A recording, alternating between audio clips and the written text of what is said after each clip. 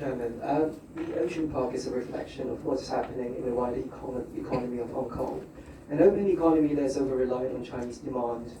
And similarly, the income stream of Ocean Park is overly dependent upon mainland tourists. Conventional wisdom tells us that putting all your eggs in one basket is a very unwise thing to do. And not only are your risks not diversified, but also your business probably pays a productive gain in the long run.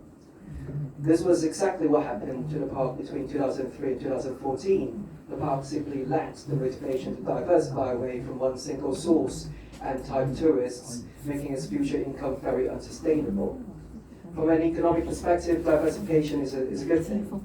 Like any economy, businesses like Ocean Park will take time to adjust to the restructuring, and realignment to be less dependent on China will be a long and painful process. But it's something that needs to be done. I believe that the park's current plan is likely to be on the right track, veering away from low value-add tour groups and refocusing the target audience to subcontinent, ASEAN countries and local customers. Though I can't speak for everyone here, I believe council members here want to see more refinement to your proposals.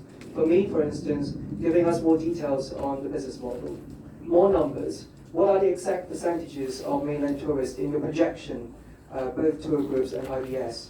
Also the rebranding strategy to entice Hong Kong people coming back to the park.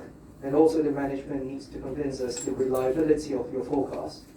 And according to the Ocean Park Ordinance, the theme park is primarily for Hong Kongers, for educational and recreational purposes. Therefore, I think that the current SRP to keep local customers at 40% ultimately is still far too low to be in line with the mission of the park. I think the number should be around 50 to 55% to make it more compelling.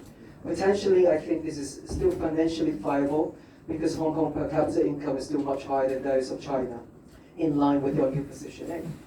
Lastly, there are signs of a rollback of globalization in recent years. Cross-border tourism is only one of them. Part of the reasons for this is that trickle-down effects never reach the grassroots.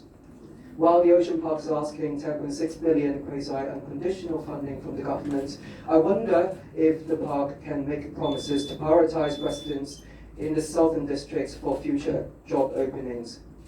The papers did mention that the 10-year period starting 2020-21, the revamp of the park will generate 7,700 jobs. I would like to see more of those benefits to be felt by the local residents in the south side. That's it from me.